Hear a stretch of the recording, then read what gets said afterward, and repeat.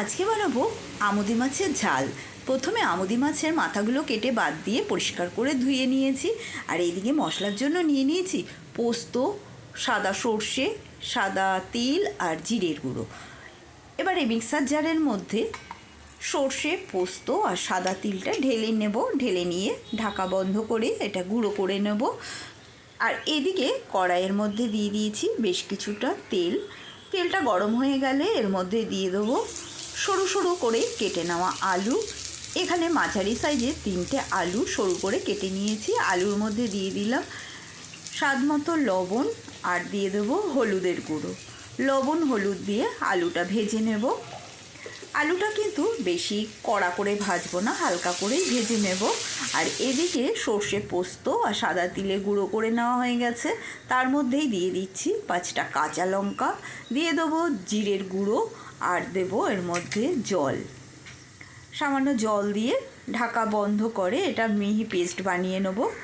আর মিহি পেস্ট করে নেওয়ার পরে আর এইদিকে মাছগুলোর মধ্যে দিয়ে দিচ্ছি হলুদ গুঁড়ো, লবণ আর দিয়ে দেবো মিহি করে পেস্ট করে নেওয়া সর্ষে, পোস্ত, সাদা তিল, জিরের গুঁড়ো, কাঁচা লঙ্কা। পেস্টটা দিয়ে দেওয়ার পরে দিয়ে দেবো ওপর থেকে কাঁচা সর্ষের তেল। কাঁচা সর্ষের তেল দিয়ে ভালো করে মাছটা ম্যারিনেট করে কিছুক্ষণের জন্য রেখে দেবো। আর এইদিকে আলুটাও দেখো নরম করে ভেজে নেওয়া হয়ে এসেছে। আলুটা নরম করে ভেজে নিচ্ছি, কারণ বেশি লালচে করে ভাজলে বেশি ভালো লাগবে না খেতে। আলুটা নরম হয়ে গেছে, এবার আলুগুলো তুলে নেব। সমস্ত আলুগুলো একটা থালার মধ্যে আমি তুলে নিচ্ছি। তুলে নেওয়ার পরে বাকি যে তেলটা থাকবে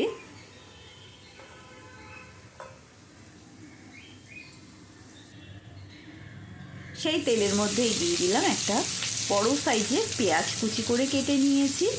পেঁয়াজ কুচি দিয়ে পেঁয়াজটা একটু লালচে করে ভেজে নেব। পেঁয়াজটা লালচে করে ভেজে নেওয়ার পরে ওপর থেকে দিয়ে দিচ্ছি একটা টমেটো কুচি। টমেটো কুচিটা দিয়ে টমেটোটা কাঁচা গন্ধ চলে যাওয়া পর্যন্ত ভালো করে একটু নেড়ে চেড়ে নেব। নেড়ে চেড়ে নেওয়ার পরে দেখো টমেটো পেঁয়াজ দুটোই নরম হয়ে গেছে। এবারে এর ওপর থেকে দিয়ে দেবো ম্যারিনেট করে রাখা মাছটা। ম্যারিনেট করে রাখা মাছটা দিয়ে দেওয়ার পরে খুন্তির সাহায্যে ভালো করে একটু নেড়ে চেড়ে নেব।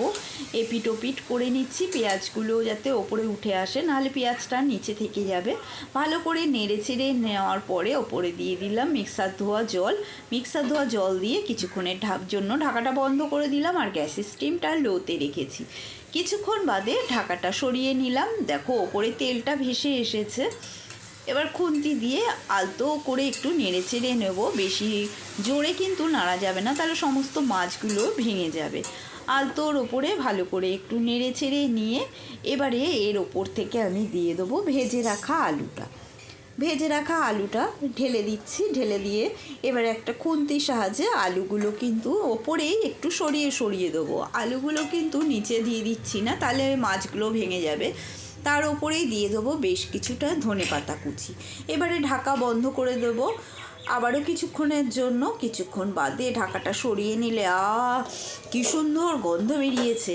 এবারে কড়াইয়ের দু সাইড ধরে আমি একটু নেড়ে চেড়ে নিলাম। তারপরে খুন্তি দিয়ে আস্তে আস্তে করে একটু নেড়ে নিলাম, তলায় যাতে লেগে না ধরে সেই জন্য। তারপরে ওপরে দিয়ে দিলাম বেশ কিছুটা কাঁচা সর্ষের তেল। কাঁচা সর্ষের তেল না দিলে কিন্তু রান্নাটা ভালো লাগবে না খেতে। ব্যাস, রান্নাটা কমপ্লিট।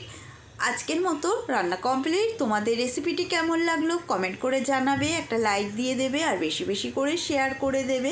আজকের মতো এই পর্যন্ত। সকলে সুস্থ থাকবে, ভালো থাকবে। ধন্যবাদ।